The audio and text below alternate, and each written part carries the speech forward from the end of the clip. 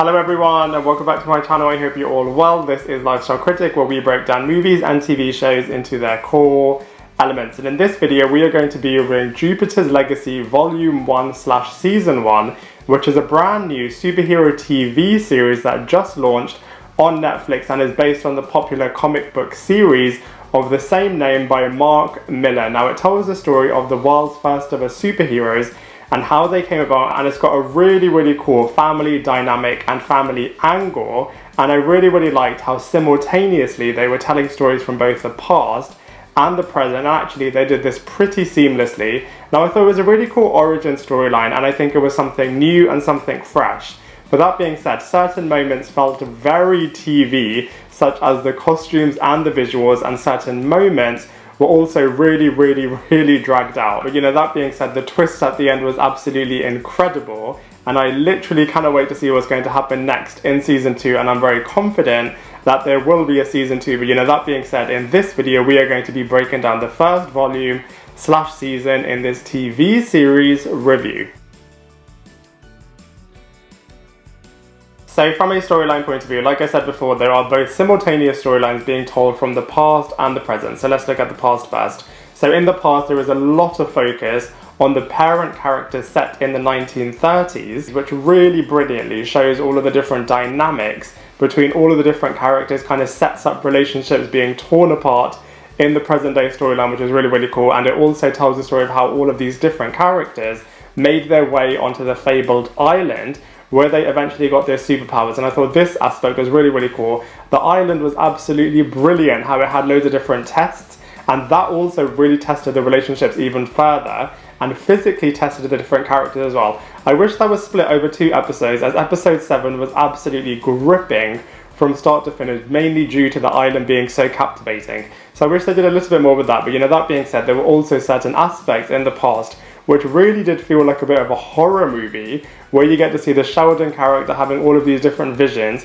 and you can really understand where he's coming from in terms of his desire to get all of these characters onto this island. But from their perspective, you can also see why they're thinking that this character is going absolutely crazy. So all of the different dynamics in the past are absolutely brilliant. You really just feel like you were transported into the past, not just due to the set pieces, but also how the characters are behaving in this setting, which I thought was really cool. Then we have the present storyline, and there were 3 main aspects that I wanted to talk about in this section. The first one is this very heavy almighty code that the utopian character is really enforcing, not only on his peers, but more importantly on the kids. And this feels very burdening in terms of heroes can't be judge, jury and executioner, and they have to leave it to the system, and they have to abide by certain rules, which you can really see from other people's perspectives is very overburdening. But you can also see from different characters' perspectives in terms of when they question whether or not those old-fashioned rules still apply to this modern day, which I thought was really interesting. We then have the kids' perspectives, and they are always being in the shadow of their parents, and you can see that they're trying to live up to these very impossible expectations, and the impact that this then has on the younger characters, whether they're going to continue to strive towards this or if they're going to totally reject it altogether. And those 2 examples you can see very clearly with Utopian's kids, which I thought was really interesting. And then the other dynamic in the present is the big super villain character. Black Star is causing absolute chaos and absolute loss for the superhero characters, and then it really does question what the different characters should be doing in this situation and whether or not the system still stands. And I just really like the dynamic between the heroes versus the Black Star character, as it was just classic 101 superhero comics in that space, which was really cool. And then you can also see that there's actually something a lot more sinister happening behind the scenes. Now from a positive point of view, the thing that I really liked about Jupiter's Legacy is firstly the past and present simultaneous storytelling was so brilliant.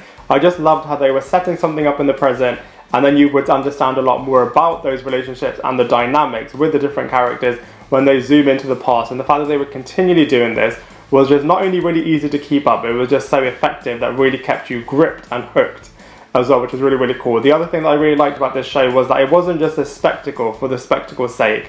There were a lot more deeper character relationships and character dynamics, which I thought was really interesting and really came into its own in the final episode. Like I said before as well, the scenes in the island were absolutely phenomenal. I just wish we could have seen a lot more of that, seen a lot more of the tests, see a lot more of the interaction between the different characters, because that was absolutely brilliant. And then most importantly, I just really like the code aspect of this show and how it really does question what the right morality thing to do is and what the wrong thing to do is. And it really did mirror the conundrum that Batman and Joker always has, which really came into its own in the Joker killing Joke movie and Death in the Family, where Batman is explaining the reason that he doesn't kill the Joker is because if he does do that, then he will go down a very negative spiral himself, and he wants to leave it to the system to be able to do this. Obviously the show shows different perspectives on this, but I really thought as a bedrock this was really, really great.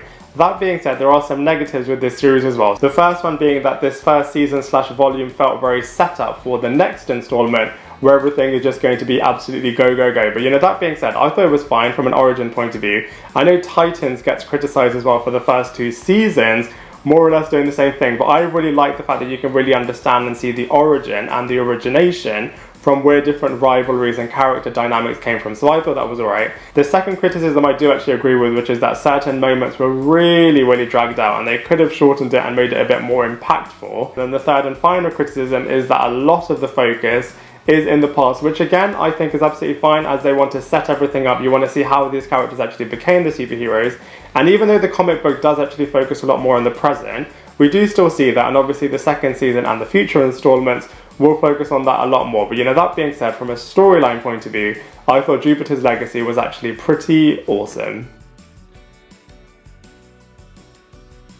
So from a casting characters point of view, I think they actually did a really great job in casting all of the different people in this series as they played all of the different characters so well. So let's go through them one by one. So first up we have Josh Duhamel, who was playing the Sheldon character and the Utopian character. Definitely the main character in this series. You felt like everything was revolving around this character, and his experience, especially in the past, was the main focal point in this series, and he's got very similar powers to the Superman character. I feel like so many different characters, Omni-Man, Highlander, and now Utopian, have the very similar powers to Superman, so I feel like a lot of people are copying this. But anyway, I really like the fact that his storyline was really dealing with the suicide of his father, and this was definitely something on his back throughout the entire 8-episode arc. It wasn't something that just happened in the first episode and that they then just forgot about. It was something that actually stayed with this character quite literally across the 8 episodes in the first season, and I really like the impact that this then had on the relationship between him and his brother, an already strained relationship, and even without the father presence being there, the inferiority complex that the Walter character has towards the Sheldon character,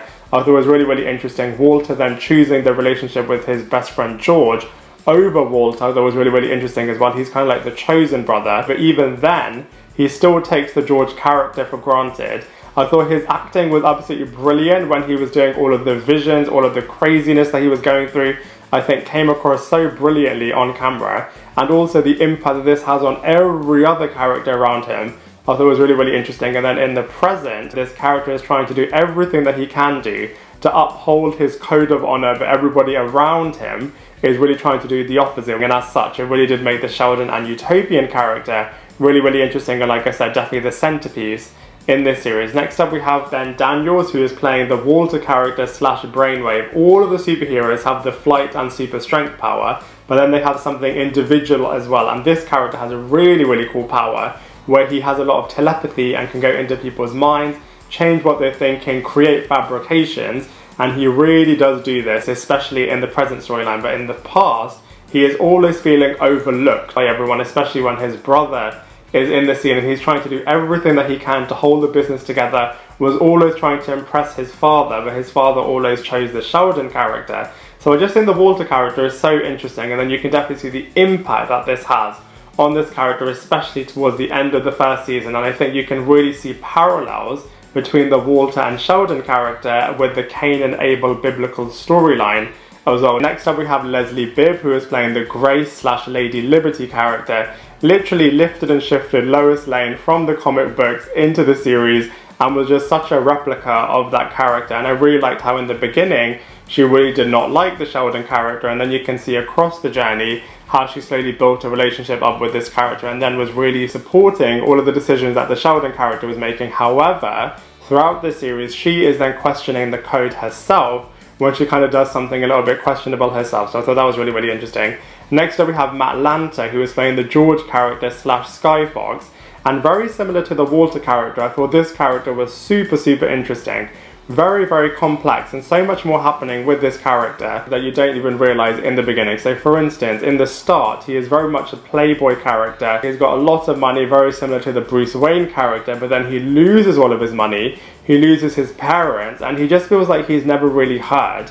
He is trying to express what he's thinking and feeling to his best friend, the Sheldon character, but he doesn't really listen to him. So then he suppresses all of his emotions, and obviously we know that in the future he is going to be turning on all of the other different Union members, and you can begin to see the seeds being planted for this, and seeing how he had a bit of a similar fall from grace, very similar to the Anakin Skywalker character, which incidentally Matt Lanter also voices. And in an interview, Matt Lanter was also saying that, you know, they are very similar as the George character and the Anakin Skywalker character. They're both very magnetic, everybody wants to be spending time with them, and you can also see that this character is actually very supportive as well, because he does definitely support the Sheldon character throughout his journey as well. Next up we have Elena Kampouris, who did a brilliant job in terms of playing the Grace character, the daughter of the Utopian character, and she just totally rejects all of the code, all of her family members, and the superhero nature of everything that she is expected to do.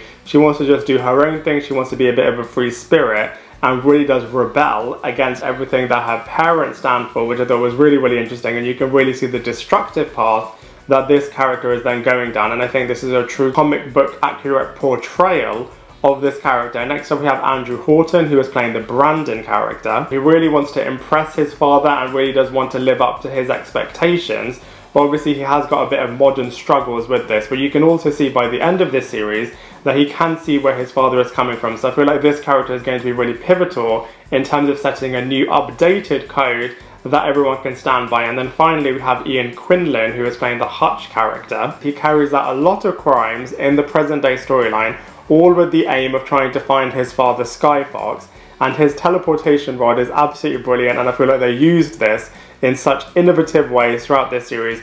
Of course, there are loads of other different characters, loads of other different superheroes, but those are the main characters that have specific storylines focused around them in this series, which means that from a cast and characters point of view, everyone in Jupiter's Legacy does a brilliant job. So from a visuals point of view, I think Jupiter's Legacy is very hit and miss. So from the positives point of view, I think all of the ensemble scenes look really cool, all of the different powers, they're very believable and very incredible, and like I said, the scenes on the island are absolutely amazing.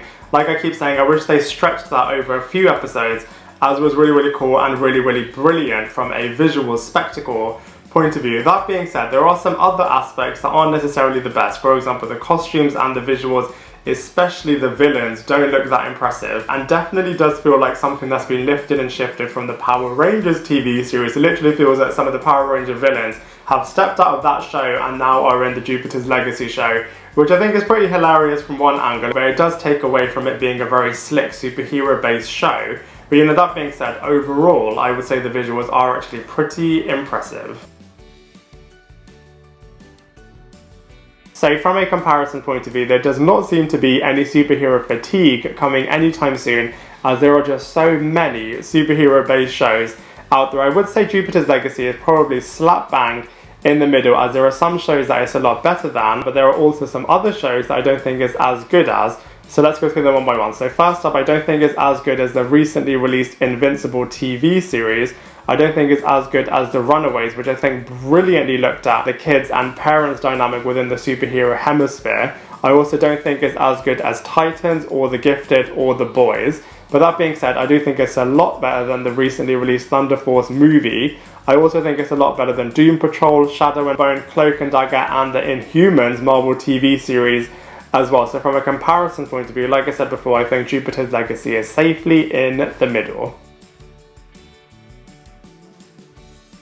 So the first season and volume of Jupiter's Legacy was absolutely brilliant, and it really did set up the next one so brilliantly. So here are my predictions about what's going to happen. So the first one is that I think Brainwave is ultimately going to get caught. I think the first half of the second season he's going to do a lot of crazy stuff, and his malicious plans are probably going to be quite successful, but then everybody is going to work out what he's doing, and then he will be trapped in the prison cell. I also think we're going to meet finally the Skyfox character properly in the present day storyline we'll find out a lot more about his turn to the dark side. I feel like some other characters are also going to join him, such as the Grace character, because they're really going to understand where he's trying to be coming from. I also think the Brandon character and the Utopian character are going to form a bit of a double act, and they're perhaps going to create a new set of codes and a new set of rules, as the old set of rules and codes are not going to be deemed relevant in the modern age. I think we're also going to be finding out a lot more about the actual island. Where did it come from? What actually is it?